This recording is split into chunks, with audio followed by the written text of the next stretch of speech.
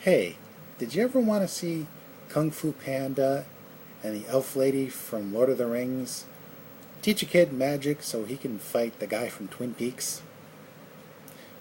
Well, now you can. Seriously. A House with a Clock in Its Walls. It's yet another young adult fiction. It seems like there are like 50 million of them, and yet I've never heard of any of them. And now they're all over the place. But this one is actually pretty good.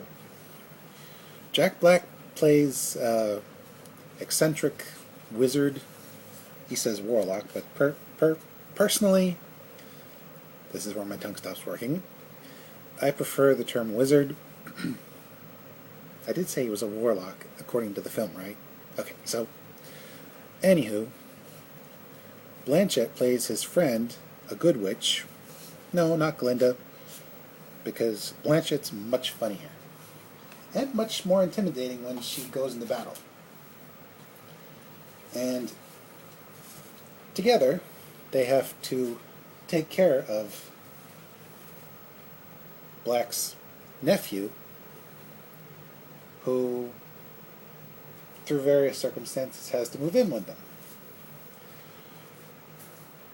And then things take a turn because there's a big bad, needs trouncing. You've heard the story a million times. But in this case, it's decent. Sorry. The effects are pretty good. I mean, I could tell what was CG and what wasn't, but they made up for it with really good practical sets that have an atmosphere all their own. There's a town, a cemetery, the house, and every single one seems like a character unto itself. They all have very different atmospheres, and it really puts you in the moment, especially when the music starts, because the film is set in the mid-50s. I'm surprised they didn't make a Back to the Future reference. Seriously, there was no DeLorean anywhere in the background. Although maybe someone else will find it and I just missed it. But anyway, the music was pure 50s and it took me right there. And the story, while pretty basic, was still told in an entertaining way. The characters all had baggage of their own. I don't want to get into too much detail, but the heroes, the villains, there wasn't a total black and white. There was a total gray. Oh, speaking of which, despite it being the 50s, the producers still insisted on a diverse cast, even though the 50s should have been a little more white. Oh well. I mean, they weren't going for full-on historical accuracy. They were just going for a good story.